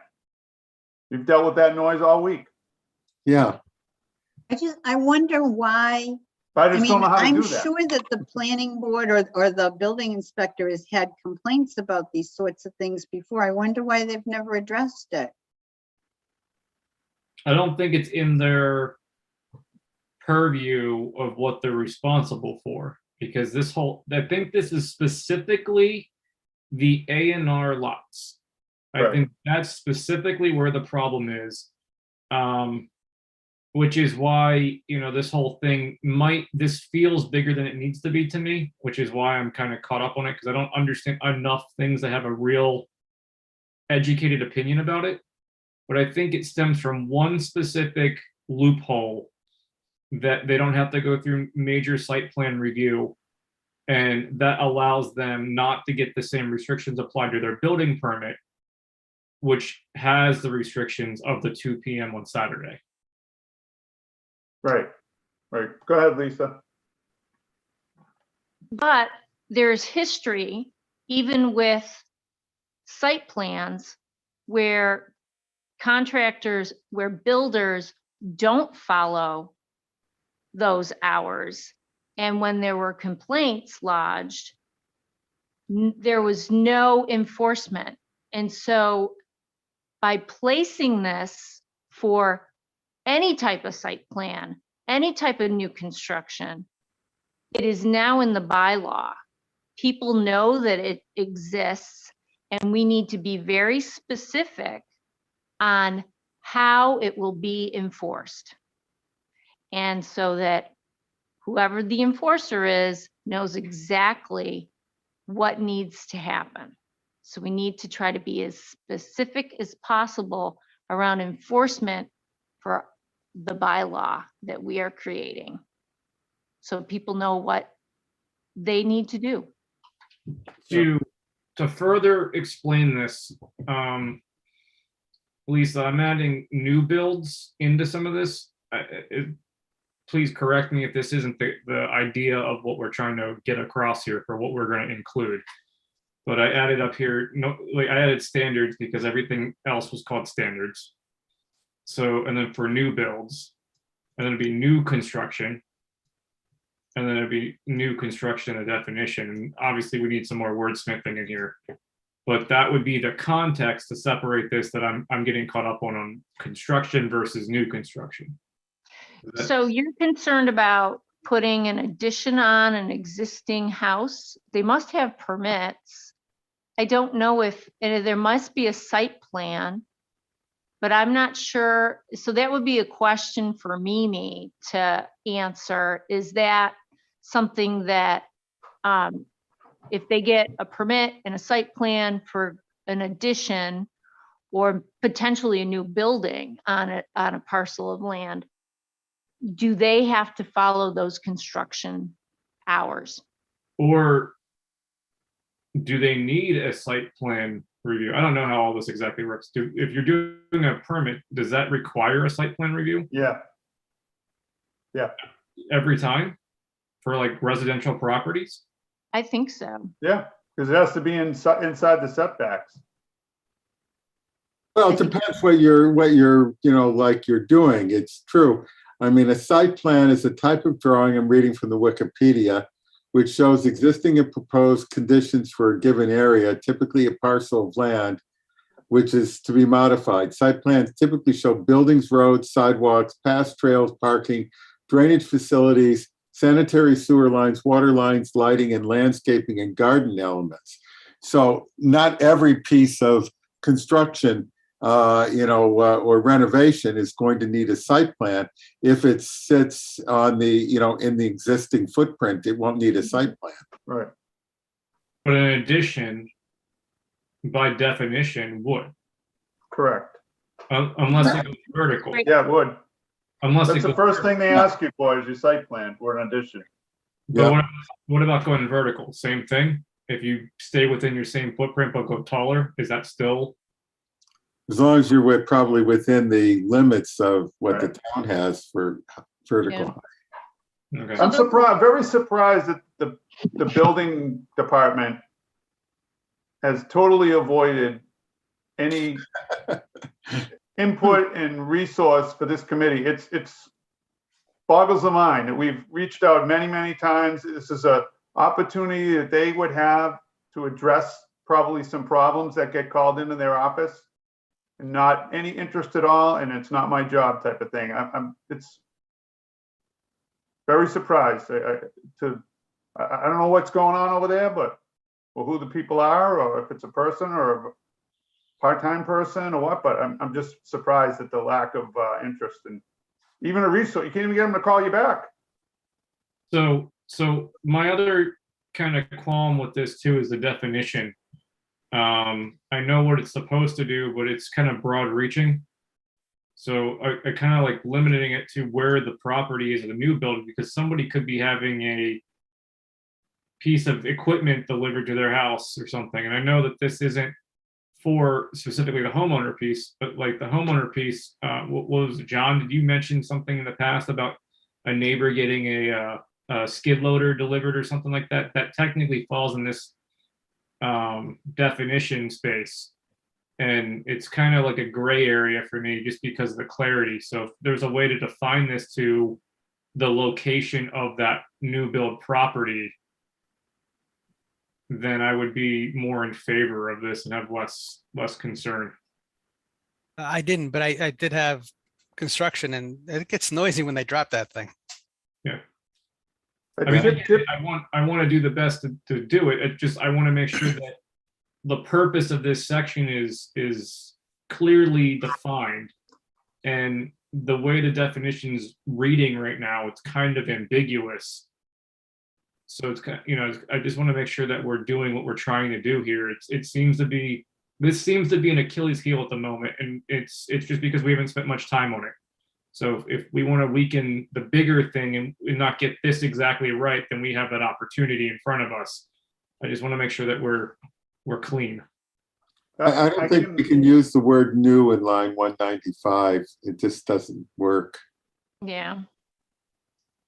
I can attest to in Westboro, they did a lot of building over the last 30 years. And I know in a lot of these subdivisions, the big thing was, they got to let these diesel tractors or whatever run for like a half hour while they grease them up. So they, the construction hours were at 7 o'clock, but they would start them at 6:30. And, that people would get calls, and it was a gray area of, well, I'm not really doing construction, but the thing's loud and it's running and it's disturbing. So I just want to make sure we get that idle, that nailed down, that activity. Yep. The running of equipment. Right. I mean, it's in the addendum right now. I don't know if we want to further belabor this tonight, or if we want to just kind of take this to Mimi and then come back with something. I think this definition would in fact cover what you just said, because if it, like in line 198, the noise associated with the construction, that's warming them up is noise associated with that construction. So this definition as proffered would actually cover that. Mm. Yeah, but doesn't it overstep a little bit on what my point was, Lee, about Yeah.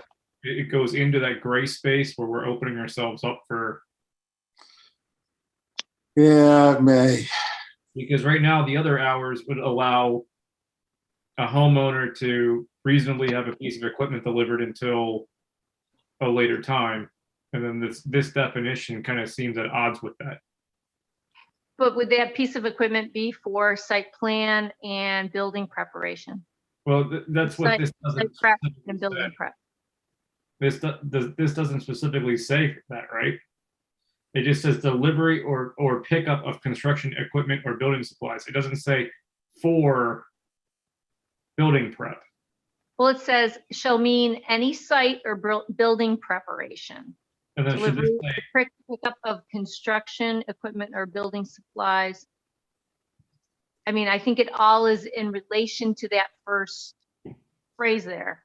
so if I add this to it, Lisa, including but not limited to, that way everything beyond this applies to building the first sentence. I mean, I guess that could work. Yeah. Because I just want everything, post that piece to apply to that piece. Mhm. And then that makes it clear that it doesn't apply to other sections of our document. Gotcha. Yeah, I mean, I think you should take out new on line 187 and even the new builds. I think it just needs to be construction noise standards and just let the definition define it. And I think we need to put our heads together on contractor work and what that all includes. And have a conversation with Mimi to see, how do we close that loophole with the A&R lots, and what should we include for those construction hours that they have? Is it for permits? Is it just, is it just for site plans? What does that include, and how can we get it into the noise bylaw so it's clear and we can have it enforced?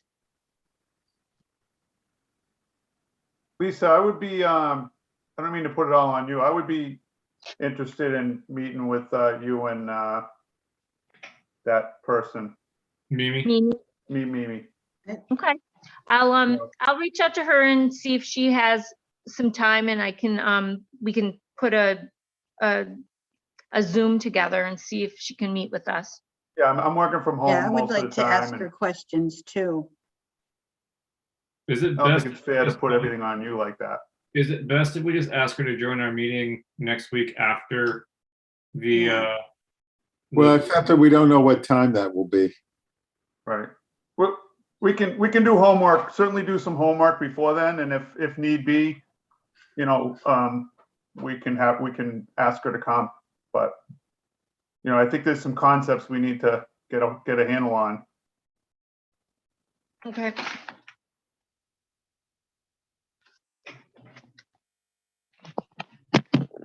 All right. What else do we have for tonight? So I started to touch on it before for the public forum. I think when we were kind of brainstorming about the last public forum, Lee, you had why don't we do blah, blah, and you had a little blurb, which I thought was very eloquent and very appropriate. I'm wondering if you'd be willing to do a very similar thing this time, and Sure, maybe you could what I said. do a rehearsal tonight. Just a quick, lineup of how you what you want to say, and then we'll present the document and the different, we're going to have it highlighted, obviously, of things that we need to work on. And then we could kind of all agree on that, what you said. We could kind of critique it before it gets to a meeting. Is that putting you on the spot, Lee? Given that I don't remember what I said that last time. Well, it doesn't have to, we've come a long way since then, but Yeah. you could kind of give a, like an opening, or anybody can do it if anybody wants to do it. I know you did a great job on the last one. Basically what we've, a short summary of what we've done to date and how we got here. And, then we could go down each section and say why, we could all probably explain why we got to where we are on these different sections.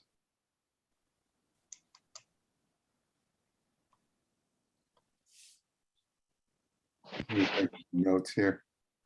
It might be a good idea to maybe mention some of the noise bylaws that we have looked at Right. from other towns. Yeah.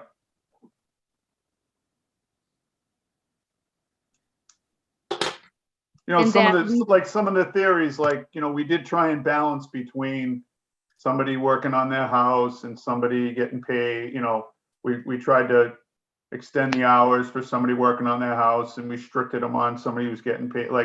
We put a lot of effort into things like that. The leaf blower thing, we're trying to restrict it a little bit on the off season of, when you're not doing it during leaf season, let people understand what we're, the theory behind what we've written down, basically.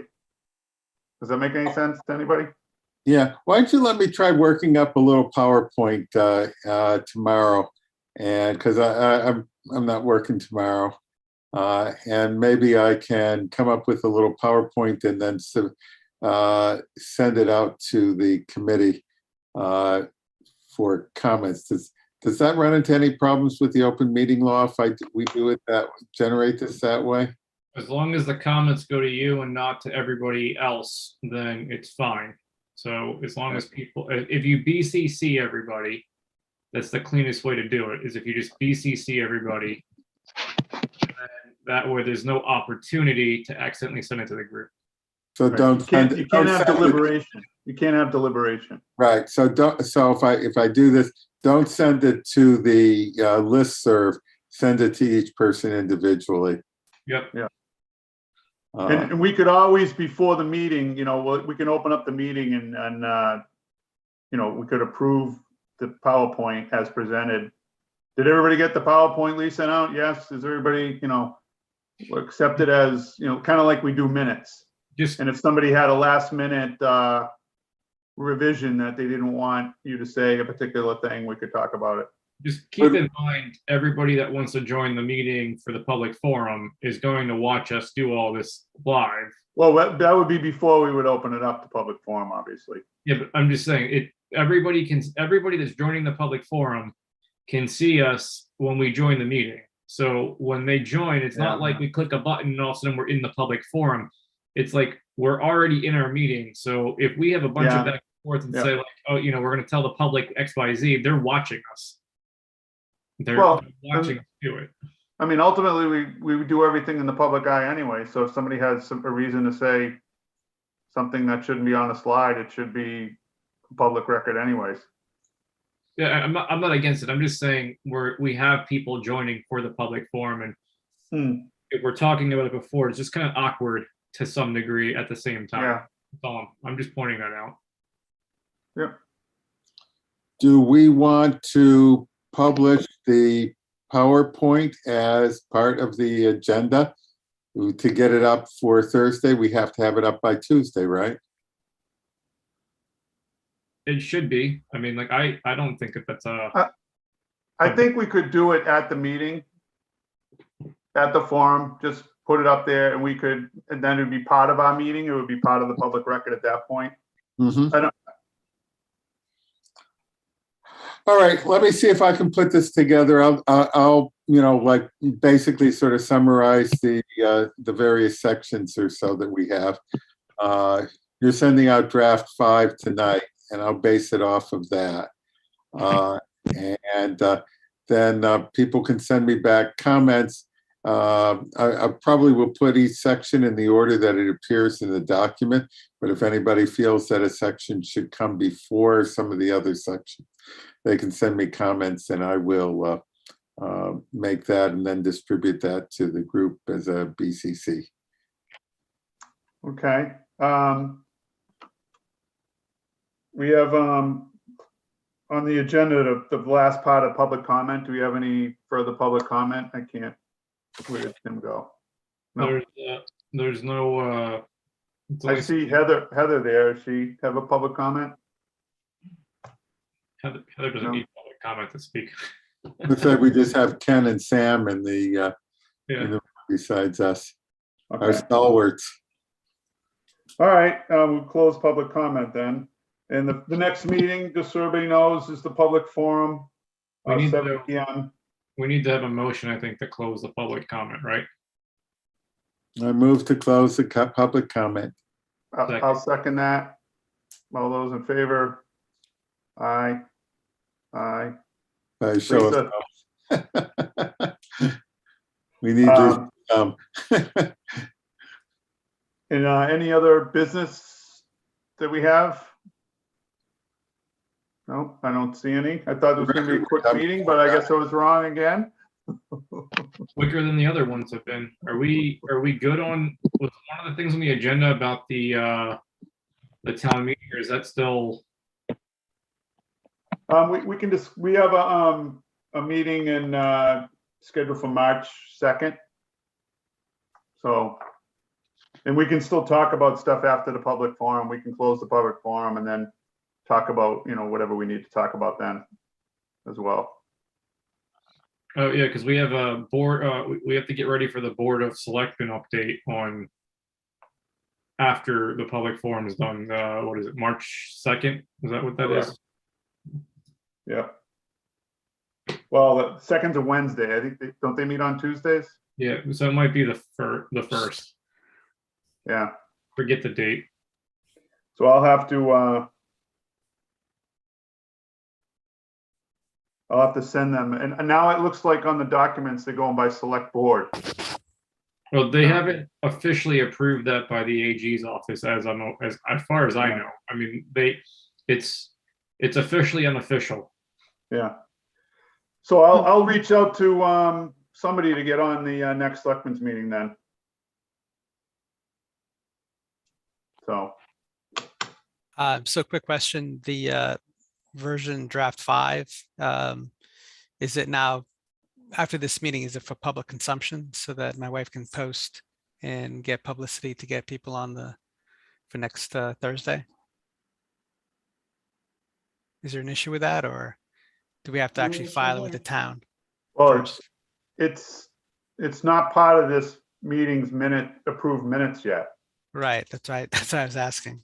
I mean, the point we were trying to do was get this out there so people could review a draft before the public forum. So I mean, like, we're going to send it in. It's going to get posted. Anybody that watched this meeting could see it. I don't see why we couldn't, if we all agree that it doesn't need any more changes between now and next week's public forum. That we can't do it that way. Yeah, we can vote to release it publicly, I guess, right? Go ahead, Lisa. Last week you told me if I wanted to take version 4 and send it out and get comments on it, that I could do it Okay. after last week's meeting. So, I mean, it's something that we worked on the computer. I mean, people have already could be seeing it right now if they were watching. Right. Yeah, I have no problem if we all, as long as we're all in agreement. We can, we'll just show of hands. Everybody want to agree? Okay. We're all in agreement Six that we thumbs can up. make version 5 public. So So just are we gonna, ask to have version 5 posted so people can, like on the town website, so people can look at it before the forum? Yeah, that's, I mean, my fear is to release something that isn't final, and people are gonna get upset. And when we really haven't finished it, there's still some things we gotta do. And But label it with respect to how it gets posted on the website as, noise bylaw draft 5 for discussion. Yeah. That'll be the title. It says draft as a watermark. So, it's pretty clear that this is for discussion then. so before we, I don't want to make a motion. I'd like to just review this real quickly, just scrolling through it all and make sure that we didn't miss something before we say this is what we're sharing with everybody. Is that, Okay. can we take a quick yep, minute? yeah, sure.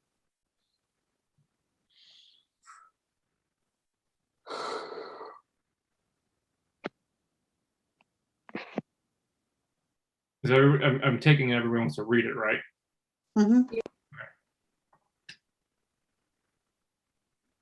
I mean, nothing's changed since the last one on that page, right? Right. Correct. Like this, Can you none scroll of this, down a little more if we're gonna do them all? and none of this has really been updated. It's just a matter of making sure we're comfortable that we didn't forget to go back and change something. Okay. Keep going. Yeah. Yeah. There weren't any other highlights, right, Tim?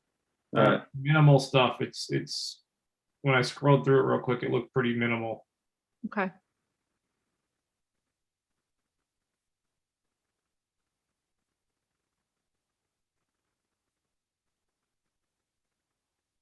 Keep going.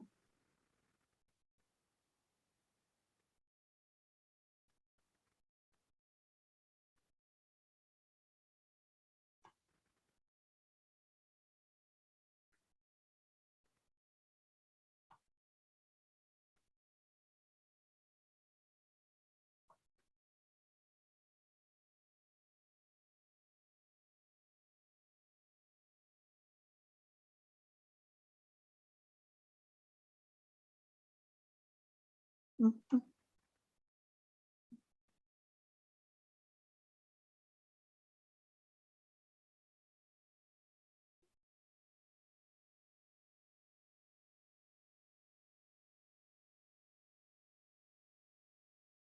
What this one says shall not.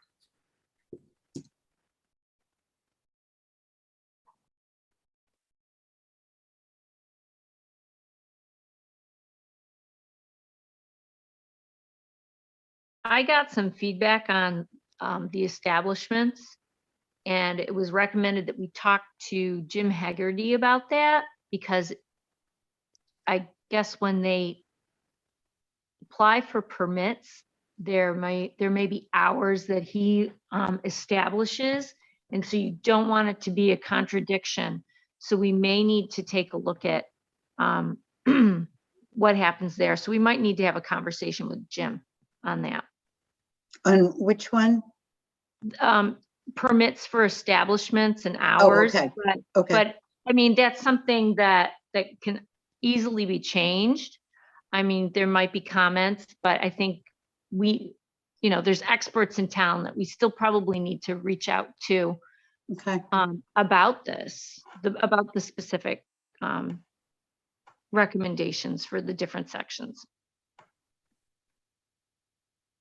Would it be a good idea of him to send him one of these directed with that highlighted, that section? Yeah, I mean, that's certainly something we could do, and maybe that's some homework that we could do on this, but I think we can do it after the public forum next week. I think we get the input, we go back, we do some sculpting, and then after that, once we get the legal counsel back, at that point, we're like, okay, we're in cleanup mode, and we're just, ironing out all the language stuff that we kind of maybe skimmed over, all that. I agree.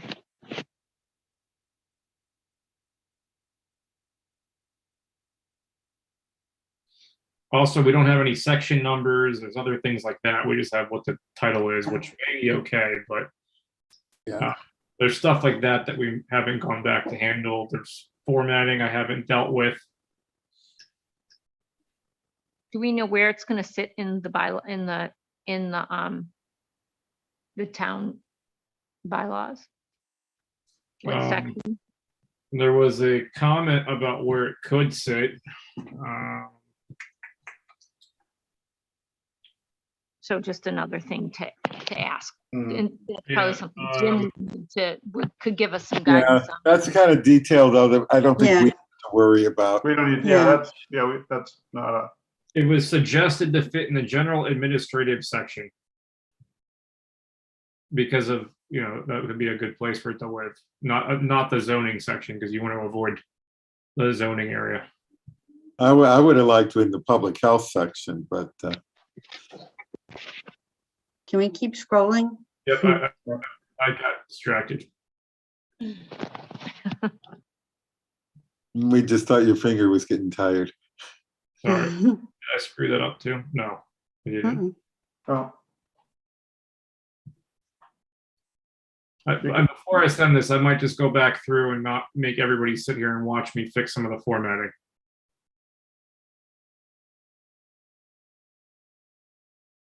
Yeah, I mean, I think everyone's just looking at the language, right? Yeah, Yeah. just looking at the words. I was trying to fix formatting, but it's just messing everything Yeah, up. I'm not looking Yeah. at formatting or punctuation right now. We can do that way later.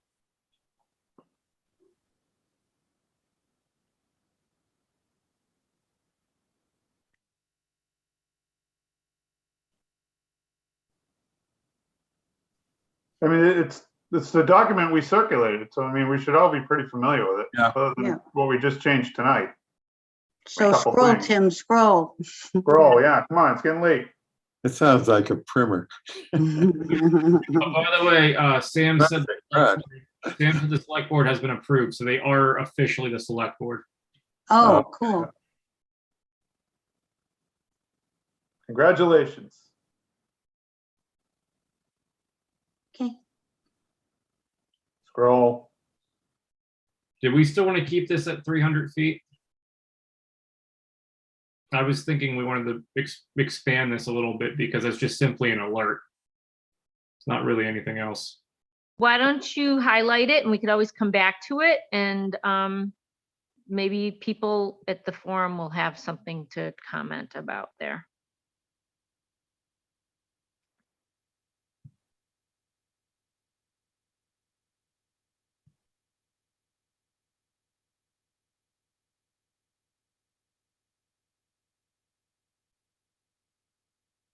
Looks like we're at the end. And this is a section we added to it, which I'm gonna add this to the next page. How many pages do we have, by the way? It's at 5 pages right now, including the addendum. Okay, so we were at 4, right? So, and now we've got the addendum, so are we gonna ask somebody at the town to post this, like, Yeah, I'll reach out to the town, since I'll have the document in my possession anyway. And I'll okay, do and you're some- gonna send this out to all of us, right? Yeah, I'll send it out to everybody, so it's all the same thing. Okay, I'll reach out to the town to get it posted on the website. okay, They already did the Twitter post, they already did all the other stuff, and then something I didn't mention earlier to explain what happened. The town does not currently have a way to email a bulk distribution list. So it was decided the best way to do it was to send down a bunch of smaller emails that weren't seen as spam. So I BCC'd everybody on the list in emails of about 9. That's why we got all those emails. And I CC'd the noise bylaw committee, so that way if anybody replies back, they can reply to the committee. So that's why you got all of those emails. I see. I thought I was going to get like 125 of them, but I was grateful they stopped. That's why you got what you got on that. And going forward, we could look into like other solutions like constant contact and some lists like that. But the town doesn't have anything as of today that's set up to do that type of distribution, which was an interesting learning because you would think that the town would. You would. Yep. So anyway, that's what the update is there. That's why you got all those emails. And so far, nobody's replied to us about any comments or anything. But that being said, the process to do that is not efficient. So sending them proactively the draft is another taxing endeavor if we decide we want to go down that approach. So I'm leaning towards no, since the timing is so close to when those emails got sent out. Well, but now that you've created it, if they're only like a series of 12 emails, basically you could, say, reply all and create, and then just delete the body of the original text, add the new text. I don't and know. if You can- wouldn't have to rewrite all the emails in there. I don't know if you can do that with a BCC list. I don't know if it allows you that in the sent permissions. I don't know from a send point of view, because I don't send a lot of BCCs. I don't know. It's a good question. You might be able to go in and Copy Hey, all. guys, take the. Yes, Cindy? I That's Cindy. I have to be on the road tomorrow at 6 a.m. So I've really got to scoot. So I'm gonna go ahead and drop off, okay? Okay, night. have a good Okay. trip. Next week, I'll send out sorry. the draft within 48 hours of our presentation. I'm sorry? I'll send out a draft in the next 48 hours of our proposed, the proposed presentation. Okay, thanks. Tim, make sure to add Lee's recommendation that the title, the drafts for discussion purposes. And when you clean up the format, are you able to create a PDF version Yeah. of it? Yeah, So I'm not that- going to do a Word doc because it's just going to get everything all messed up. Yeah, so I just want to make sure that we're sharing PDFs, not the actual. So what do you right now? I've been keeping the title the same. So can I just put it in the top of the document? Is that okay? So I don't have to change the title for all the saves that we've been doing? I think the only place where the title needs to say that is where, in terms of at the top level, is on the town's website of, what they call the document, that they know that it's for public forum. So I don't need to do this here? John, was this I your? don't think it hurts that if you have it It there. doesn't hurt to have it there, but, where we're, next to where we're posting it for the agenda for next week, it will, it should say, draft for public forum discussion. And does all the font matches and everything? It looks pretty close to a professional looking thing. Oh, it looks really good. It's not terrible, but it's not perfect, which is what I want to spend a couple of minutes with when we Right. have. I was gonna say, can we, I noticed there was a couple big spaces there. Maybe we can eliminate some of those, make them look more like a done document without changing any verbiage. Yeah, I was trying to do that live and it wasn't going well, so Yeah. I figured I'd just do it after we hang up.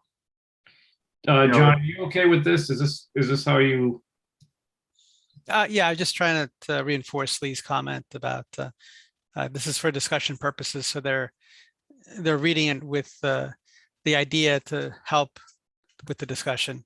How about lines 1 and 2 put in the center of the document? Oh, like a title. Correct, yeah. There we go. Yeah. That looks good. Okay, I'll go back through it and clean this up a little bit. I'll send it out tonight so everybody can get it. Very Okay. good. And I can use it tomorrow to work on the PowerPoint. Okay, Tim, you're going to send the Word doc as well, because Lee will want the Word doc. yeah, for I'll send presentation.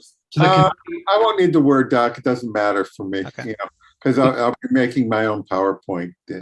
I'm going to send it to the committee anyway, as I normally do, because it's, when we post meetings, but I'll send the PDF as well this time. So that way any needs we have can be used, the PDF can be used. I just sent out the February 2nd minutes to be accepted. Did we say it without saying it that we want to email the whole group of people again? Okay.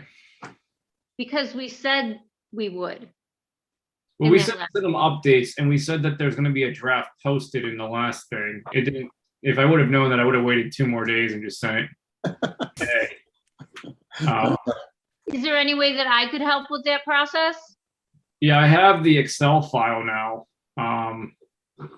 Just for your own knowledge of how I ended up doing it, I don't know if there's a faster way. I opened up like 14 emails, and then I just copied a master document template that I had tested that it would send properly. And then I kept like sending myself tests to make sure it would open well on mobile and computer. And that's why I ended up eliminating the colored line because they formatted incorrectly on mobile. So I ended up doing all that. And then I copied and pasted that to 13 draft emails that I then copied the distro list from an Excel document into that, proactively. And then it just took a bit of like organization to keep it straight. But if I can just do a reply all from the previous send, which I don't know if I can, that'd make life easy. So I'll look into it. If I need help, Lisa, I'll tap you. You might be able to, like what you sent, you might be able to open it up and then just pull the names off of BCC and put them into a new one. Does that make sense? Like you can't reply all and get it to them, but you could open what you sent, pull all the names off of BCC, open up a new. I mean, I have the Excel document separated out in groups of 9, so I could do this again if I had to easier. Okay. So I saved it that way so I can make my life easier, knowing that we probably wanted to do this at least one more time. So I'm on my Mac, and it allows me to go into my sent documents and hit send again, and then I can edit it before I send it. So it may be just go in, do send again, and just change everything about it except who you're sending it to. That might work. Yeah, it looks like I can do this. I just opened it up, and they stay in BCC. Oh, good. So I could just reply to what I already did as an update, and then just write, attached is a next thing. So it might be less of a taxing effort than it was the first time. I hope so. Thank you. I think it's important, I agreed with that too. I mean, I wanted to, and then at the same time, I was like, there obviously is a better way. Okay, so I'll do that. I'll get the draft updated for formatting. I'll share it with everybody here, and then we're not sending Lee's piece to it, right? We're opening a meeting with Lee's piece, so I can send this sooner than later to the group of people to give them more time to read. Right. Yep. And then we're okay with me just drafting some quick language later. That's when I go to send that says something along the lines of, please find the draft V5 attached for review with the public forum. Please read this document. Let us know, email us with changes, or come to the meeting with it. I don't really want to encourage emails, but back to us with the comments, but we could do it that way. I'll just draft something that makes sense if everybody's okay with letting me have the authority to do that. Yep. I think I would just leave it to join us at the public forum for comment. Okay. Right.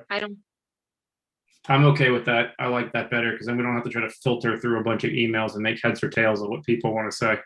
If it's important to them, they'll show up. Yep. Okay. Lisa, I just sent you an email with my contact info if you need it for that meeting. I mean, I don't look at my town email every day. Okay. Do we have anything else to adjourn? Because I'd like to take a break. I'm good with a motion to adjourn. Do I have a second? Second. Okay, it's been seconded. John, aye. Peter, aye. Tim, aye. Lisa's aye, and Lisa, aye. The ayes have it. Thanks, folks, for another, I thought it was going to be a quick meeting. At least it's not 10 o'clock. There you go. All right, go watch some ice skating. Thanks.